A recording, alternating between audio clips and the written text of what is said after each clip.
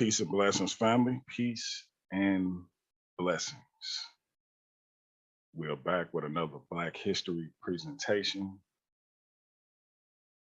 by your brother D.M.G, the poet. This one is called I'm an Uncle Tom, and you should be one too. Let's get right into it.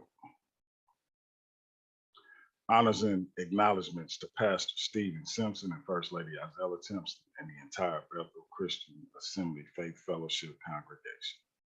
Special thanks to Evangelist Paula Turner for always reaching out during this time of year and giving me an opportunity to contribute. And likewise, thank you to my queen, Jamila Griffin, for always supporting me in all I set out to do. This presentation is dedicated to the memory of Deacon William Turner, AKA Uncle Bill. We miss you. One of my favorite African proverbs is until the lions have their own historians, the history of the hunt will always glorify the hunter. I especially reflect on this proverb when I ponder Black history and the events or people that have been ignored in our history books. If you're like me and were born before the 90s and 2000s, many of you often refer to Uncle Tom in unflattering terms, even though you don't know much about him. You see him as someone who will sell out his people to get ahead. Today, there are people that many of us have labeled Uncle Toms, but I want to suggest that many have been improperly labeled. As I go through this presentation, we will see why I make that suggestion and why reading truly is fundamental. Uncle Tom's Cabin. Uncle Tom's Cabin, or Uncle Tom's Cabin, A Life Among the Lowly, a novel by Harriet Beecher Stowe, was published in the United States in 1851 and 1852. An abolitionist novel, it received wide popularity, particularly among white readers in the North, by vividly dramatizing the experience of slavery. Uncle Tom's Cabin tells the story of Uncle Tom, an enslaved person depicted as saintly and dignified, noble and steadfast in his beliefs. While being transported by boat to auction in New Orleans, Tom saves the life of little Eva, an angelic and forgiving young girl whose grateful father then purchases Tom. Eva and Tom soon become great friends. Always frail, Eva's health begins to decline rapidly, and on her deathbed, she asks her father to free all his enslaved people. He makes plans to do so, but is then killed. And the brutal Simon Legree, Tom's new owner, has Tom whipped to death after he refuses to divulge the whereabouts of certain escaped slaves. Uncle Tom's Cabin continued. Tom maintains a steadfastly Christian attitude towards his own suffering, and Stowe imbues Tom's death with echoes of Christ. Simon Legree, the principal villain in the story, represents greed and brutality, a man who chose sin over reform. Legree forces enslaved persons into difficult roles in his life. A woman named Cassie is forced to live with him. When Legree buys Tom, he also buys a 15-year-old girl named Emmeline, whom he intends to keep as a replacement for Cassie. Through punishment and reward, Legree turns Quimbo and Sambo into his companions and enforcers. The two men are coerced into beating other enslaved people at Legree's command. It is Quimbo and Sambo who whip Tom to his death. As Tom lay dying, they express remorse and shame. Tom forgives them before he dies. So what we see is we shouldn't even be calling people Uncle Toms. We should be calling them Quimbos and Sambos. But let's continue. Let's talk about the real Uncle Tom. Josiah Henson was an author, abolitionist, minister, and Harriet Beecher Stowe's inspiration for Uncle Tom's Cabin. Henson's father was whipped, got his ear cut off, and was sold south after hitting a white man who tried to rape his wife. Henson never saw his father again, but this gives us insight into Josiah's character. He became a preacher through memorizing verses, although he couldn't at the time read and write.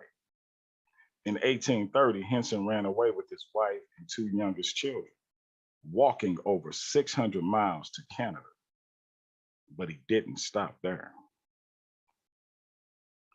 Henson helped start in 1851 a freedmen's settlement called the British American Institute in an area called Durham, which became known as one of the final stops on the Underground Railroad.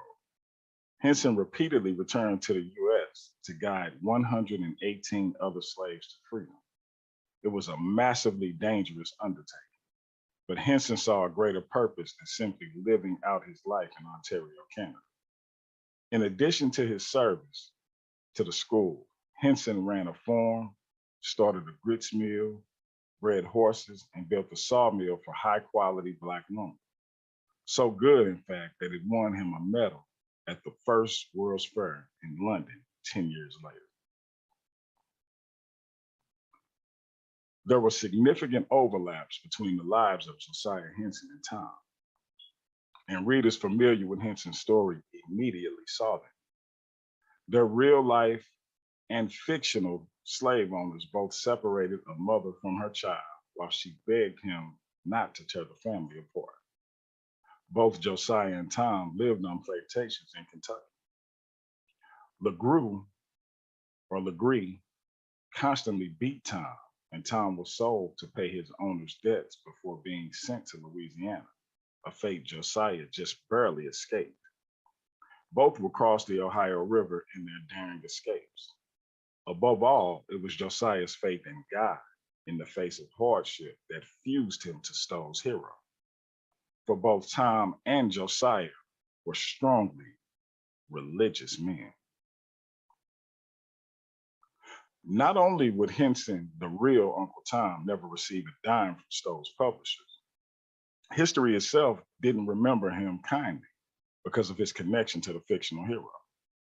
After the publication of Stowe's novel, theater owners adapted the story for the stage, producing time shows, better known as minstrel shows, that inverted version of the novel's plot.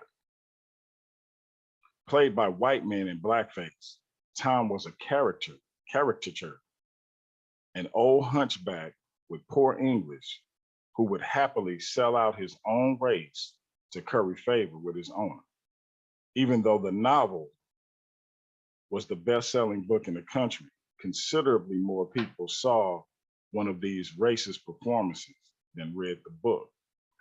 That perversion of the name Uncle Tom has stuck ever since.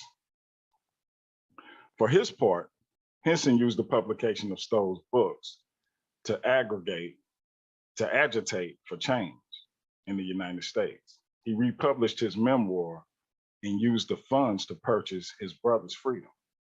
He supported Black families whose husbands and fathers were sent off to fight in the Civil War. He ran businesses in Canada to employ Black refugees. In 1876, at the age of 87, Henson did a 100-plus city speaking tour of the United Kingdom to relieve himself of debts shouldered on behalf of the work at Durham. And Queen Victoria invited him to Windsor Castle. 16 years after the Civil War ended, Rutherford B. Hayes entertained him at the White House. Henson died in Dresden, Ontario in 1883 at the age of 93. The New York Times obituary included his itinerary connection in the first line, his literary connection in the first line, sorry. His funeral was one of the largest in Dresden's history. Bells rang from the churches, and most of the businesses closed for the service. Black musicians performed hymns, and 50 wagons followed his casket in a nearly 2-mile procession to the gravesite. Thousands of Black and white attendees paid their respects. Henson's cabin in Dresden is now a small museum, and more than 200 of his descendants are still alive today. Henson's life inspired the work of Harriet Beecher Stowe's Uncle Tom's Cabin. Tom displayed the following characteristics. He refused to beat Black women. He refused to force other Black people to pick cotton. He took the cotton out of his own bag and put it in others' bags so that those slaves wouldn't get whipped for not having the proper weight. As you know, the enslaved had to pick a certain amount of cotton or they would be punished. And he refused to tell where attempted escaping slaves were hiding.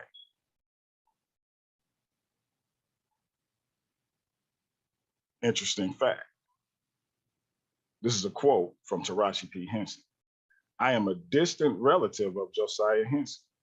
He was my great-great-great-grandfather. I was blessed to attend the screening during my family reunion last year.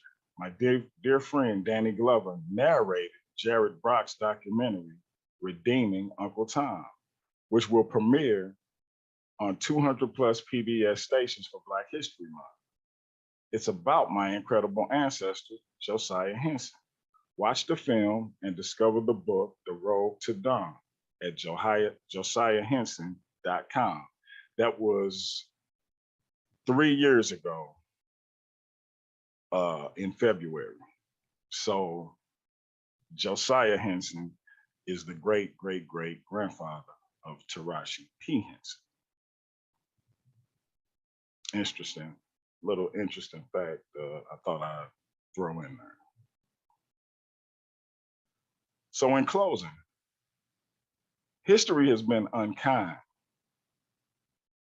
to the character of Uncle Tom, but there is hope that his reputation as a martyr can be redeemed as readers disentangle him from the negative connotations that have been attached to him. The real story is one of faith, endurance, and strength. Were he still alive today, one would hope Henson could still proudly repeat his words upon learning of his connection to the novel's hero. Quote, from that time to the present, I have been called Uncle Tom, and I feel proud of the title. If my humble words in any way inspired that gifted lady to write, I have not lived in vain, for I believe that her book was the beginning of the glorious end. And that concludes our Black History presentation on the real Uncle Tom. As I said, I am an Uncle Tom, and you should be one too. Let us not forget that this man was a Christian and that it was his Christian beliefs that pushed him forward in enduring all that he endured and achieving all that he achieved. And so take note of that and remember, no matter how hard it gets, no matter how stressful it gets, you have the ability to overcome, just like the real Uncle Tom. I am Uncle Tom, and you should be one too. Again, I appreciate you all taking the time to let me do this. Until next year, we'll be Black at you. Peace.